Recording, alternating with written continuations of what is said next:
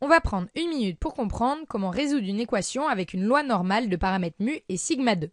C'est parti.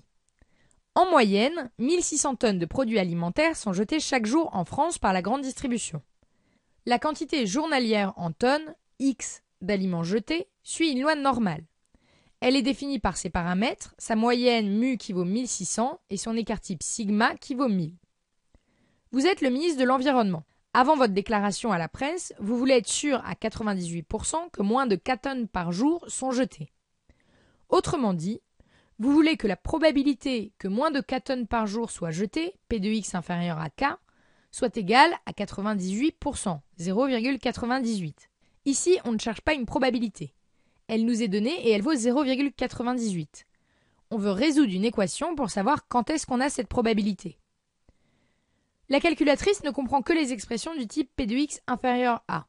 Du coup, pour résoudre ce type d'équation, si on n'est pas dans le bon sens, on commence par transformer l'écriture pour arriver à P de X inférieur à, avant de conclure grâce à la calculatrice. Ici, on est dans le bon sens et on peut donc directement utiliser inv norme CD ou frac normal selon la calculatrice. Attention à l'ordre dans lequel on rentre les variables. Avec inv norme CD, on commence par la probabilité, puis sigma, puis mu. Et avec frac normal, on commence par la probabilité, puis mu, puis sigma. Dans tous les cas, ça nous donne K égale 3653,8 tonnes.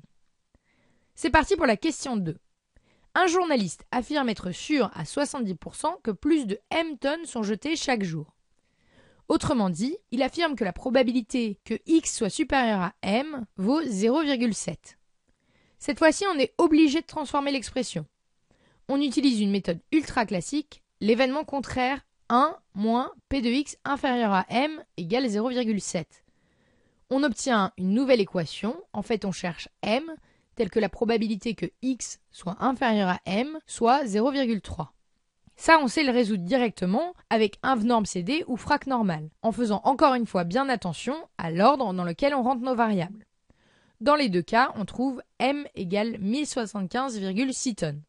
Quand on veut résoudre une équation avec une loi normale de paramètres mu et sigma 2, la première chose à faire, c'est d'identifier mu et sigma.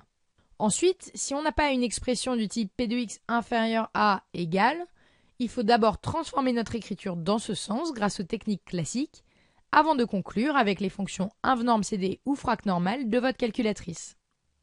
Si cette vidéo t'a aidé, rejoins-nous sur 1minutepourcomprendre.org ou notre page Facebook.